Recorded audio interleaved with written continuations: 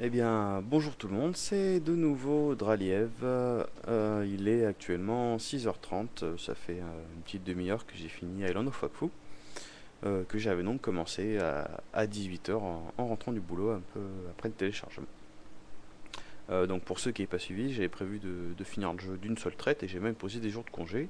Au final, ça a pris un petit peu moins de temps, une petite dizaine d'heures tout au plus, pour finir le jeu, donc du début jusqu'à la fin du dernier niveau.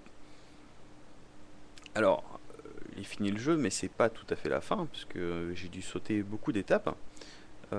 C'est un jeu un petit peu comme dans Zelda, où on passe au premier niveau, on voit des éléments qu'on ne peut pas atteindre, et on débloque ces éléments au fur et à mesure. Donc, une fois que le jeu est fini, on peut toujours revenir sur les premiers niveaux, et à l'aide de ces nouvelles compétences, pouvoir débloquer d'autres choses.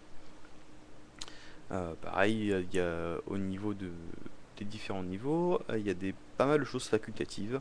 On peut ramasser des cristaux spéciaux, on peut faire fleurir des plantes et on peut aussi ramasser des éléments mystères. Je ne me rappelle plus exactement du nom. Et donc on peut aussi essayer de tous les collecter. Alors après je vais vous faire un petit bilan de mon avis sur le jeu. La durée de vie, on l'a vu, à peu près une dizaine d'heures rien que pour arriver à la fin. Si on veut tout faire, à mon avis, c'est encore plus. Et si on veut scorer, alors là, on peut vraiment y passer du temps. La structure, donc c'est 14 niveaux qui finissent tous par un boss, généralement. Un boss ou on va dire une épreuve de fin. Par exemple, il y a un niveau en fait où il y a une étape où on est pourchassé par des monstres dans la forêt. Et donc il faut essayer de progresser. Donc il y a un petit côté un peu comme un Mario Bros où on a le mur qui scrolle derrière nous. Et il y a aussi un truc qui m'a énormément choqué, c'est que ça m'a vraiment rappelé le niveau Stompit du Roi Lion, où on est pourchassé par des gnous. C'est vraiment la même ambiance et j'ai vraiment retrouvé ces sensations de joueur. Donc le Roi Lion, qui était peut-être des années 90, 95 peut-être, sur Mega Drive et PC. Au niveau des boss, on a vraiment des boss très variés. C'est pas comme tous les jeux classiques, on a un boss qui combat, puis un boss qui combat plus gros, etc. Là, on a vraiment des structures distinctes.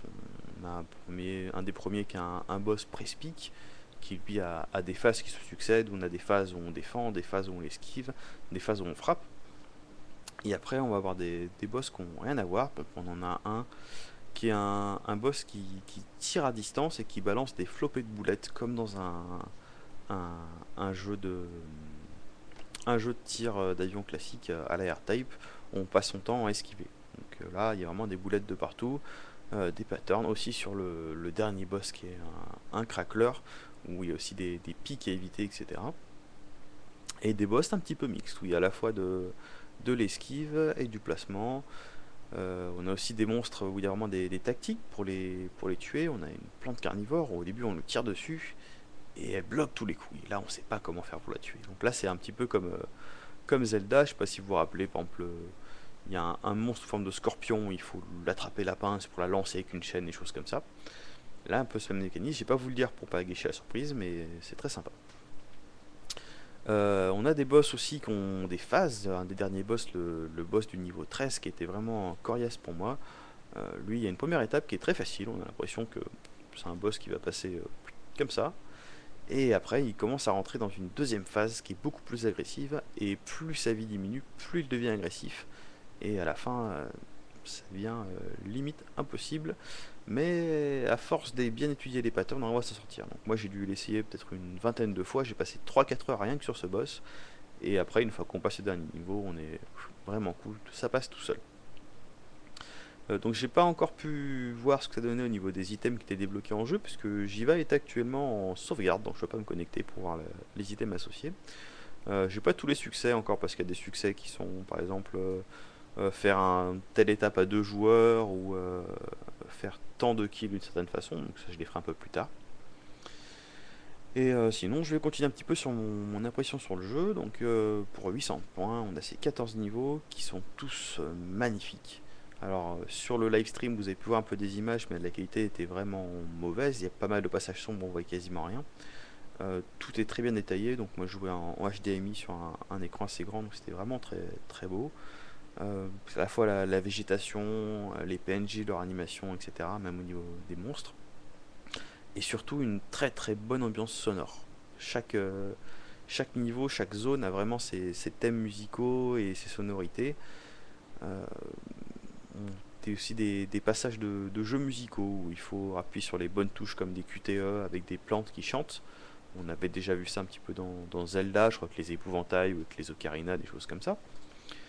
Euh, et donc vraiment il y a une ambiance qui est très bien faite et qui nous suit tout le long.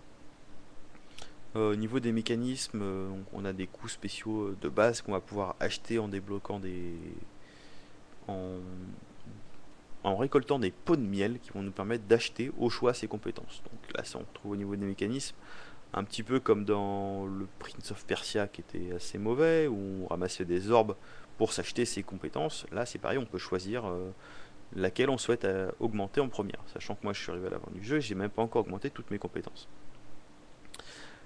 Ces points, on les a comment? On les a en faisant fleurir des plantes. Donc c'est un truc qui est totalement facultatif. Et un truc assez intéressant, c'est qu'on les fait fleurir en utilisant sa jauge de Wakfu, qui a aussi sa barre de vie. Donc ça va être à vous de choisir, soit de la jouer safe et de garder votre vie pour vraiment finir le niveau, soit de dépenser votre Wakfu et éventuellement mourir bêtement parce que vous avez plus assez pour rester en vie.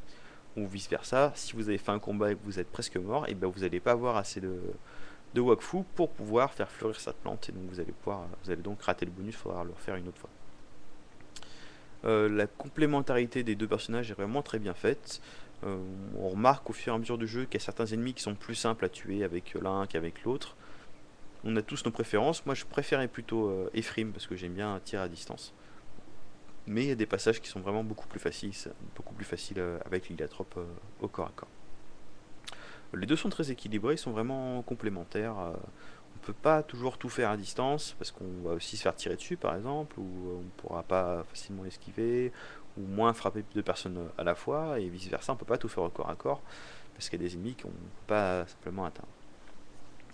Au niveau du contrôle à la manette, même moi qui ai beaucoup de mal avec la Xbox, je m'en suis plutôt bien sorti. Bon, je suis tombé dans quelques trous en avançant par ailleurs, certains on peut le voir, mais sinon tout va très bien. Donc vraiment c'est un jeu que je recommande. Essayez la démo, si ça vous plaît, bah, prenez le jeu complet, de toute façon c'est que 800 points, et vous allez vraiment passer du bon temps. Et ben j'ai envie de conclure par un petit merci bisous.